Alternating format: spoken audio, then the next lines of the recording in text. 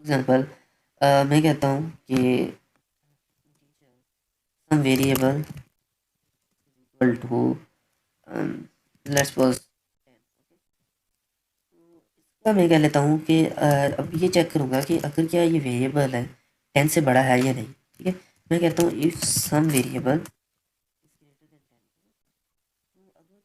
10 से इसकी वैल्यू 10 से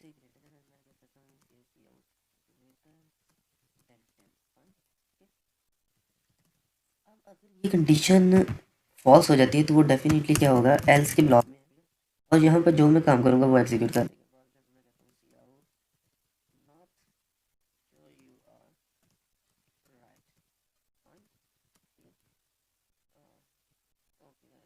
sure sure sorry sure you are right.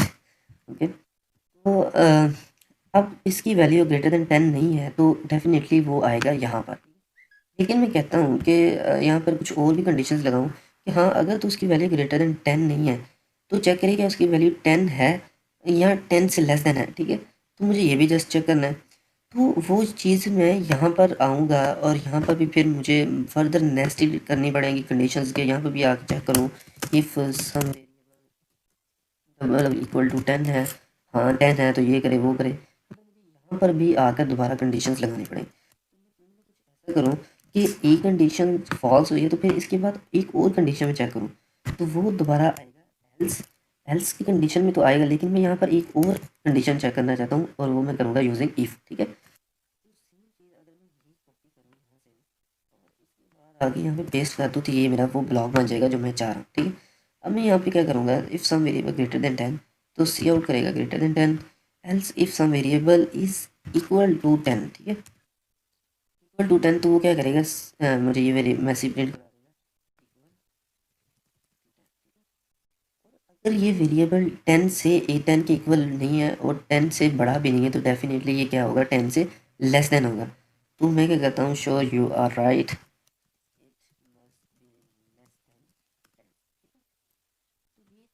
Actually मैंने डिसीजन मेकिंग, ठीक है, डिसीजन मेकिंग किया कि एक ही चीज़ को उसकी प्रॉपर्टीज उसकी वैल्यूज़ के हिसाब से मैंने डिसीजन लिए हैं कि अच्छा अगर इसकी वैल्यू ये है तो ये करे, अगर ये भी नहीं है तो फिर एक और चेक लगाए, अगर ये भी नहीं है तो डेफिनेटली जो क्या चीज़ बचती है कंडीशन के बचती हुआ ये तो इसका वैल्यू बचती है। अगर मैं इसको रन करूँ तो ये मुझे वैल्यू देगा इक्वल टू। इसके बाद अगर मैं इसको करूँ लेट्स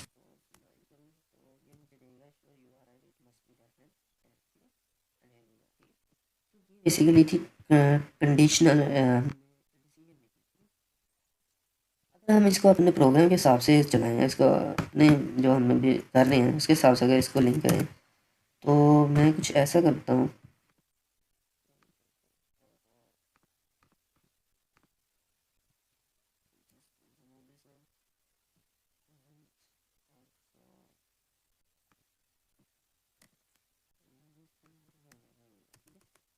करता हूँ कि अब मैं चेक करूँगा स्टूडेंट के ग्रेड के बेस पे। ठीक है, कंडीशंस लगाऊंगा। ठीक है, तो मैं लगाता हूँ if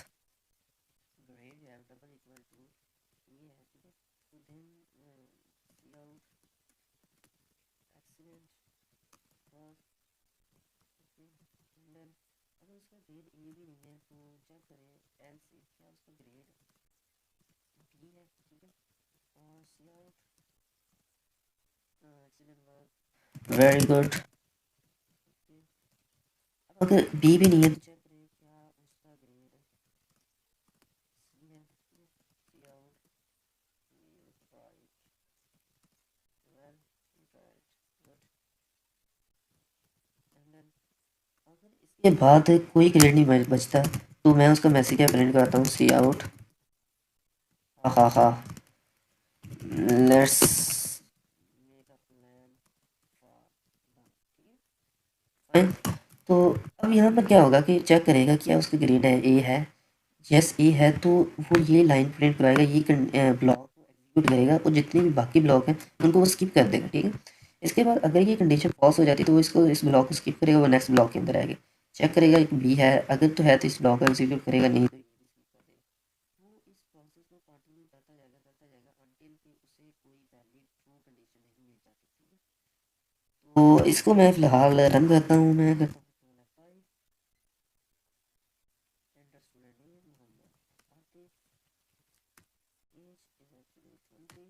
marks is actually 33 and student GPA is 1.9 and grade is actually that is always F.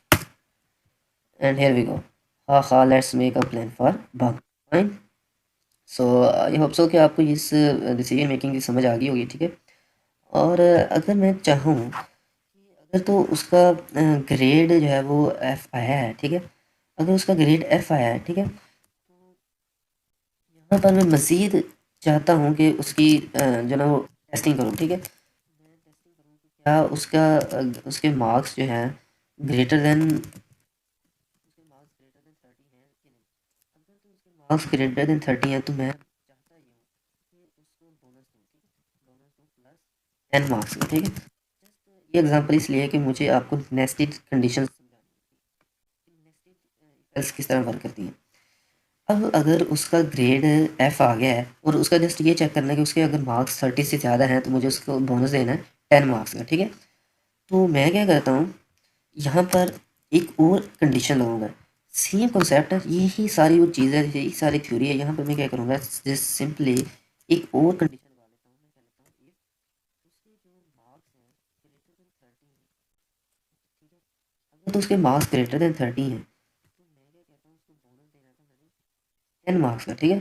तो मैं कहता हूँ उसके मार्क्स जो हैं, करंट मार्क्स जो हैं इक्वल टू जो मार्क्स उसके आए थे प्लस 10 का, ठीक है। अगर तो उसके मार्क्स ग्रेटर देन 30 होंगे तो वो ये वाली कंडीशन चलेगी, ठीक है।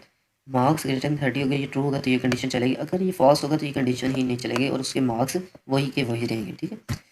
तो इसको मैं जनाब ये वाली जो चीज़ है इसको मैं प्रिंट करवाता हूँ राइट आफ्टर दिस, ताकि जो मार्क्स हैं अगर उसकी चेंज आती है तो हमें शो हो, ठीक है। अब मैं इसको रन करता हूँ। Enter student name Mohammad Atif, age is actually 20, marks is actually 33, GPA is 1.9 and grade is actually F, okay। अब इसका ग्रेड आया F, ठीक है। तो वो आएगा इस ब्लॉक के अंदर। इस ब्लॉक के अंदर चेक करिए कि उसके मार्क्स 30 से ज़्यादा हैं या नहीं। तो मैंने मार्क्स एंटर किए थे 33, तो yes they are greater than 30। तो इसे ऐड करेगा, उसके 10 मार्क्स का बोनस देगा। तो अब उसके फाइनल मार्क्स क्या हो जाएंगे, 43, ठीक है।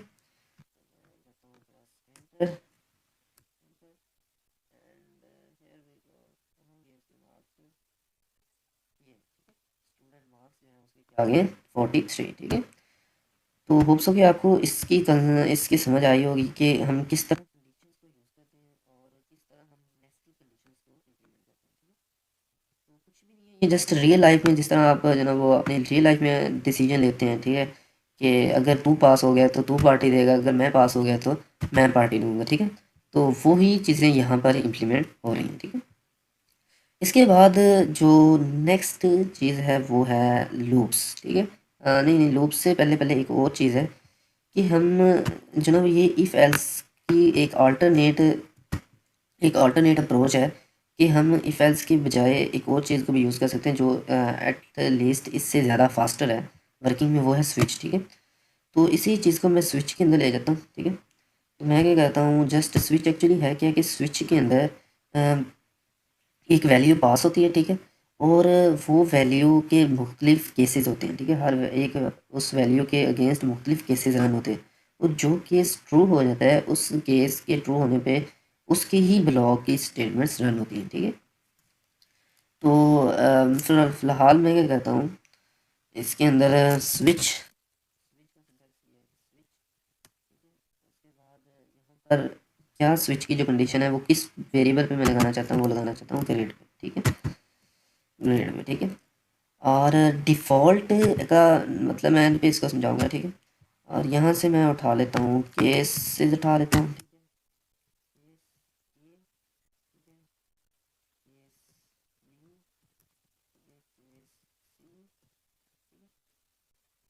इसके अंदर मैं क्या कर रहा था कि ये वाली वैल्यू प्रिंट करवा रहा था, ठीक है। तो इसमें से कॉपी करता हूँ, यहाँ पर मैं और बी के केस के अंदर मैं ये वाली करा रहा था, तो ये वाली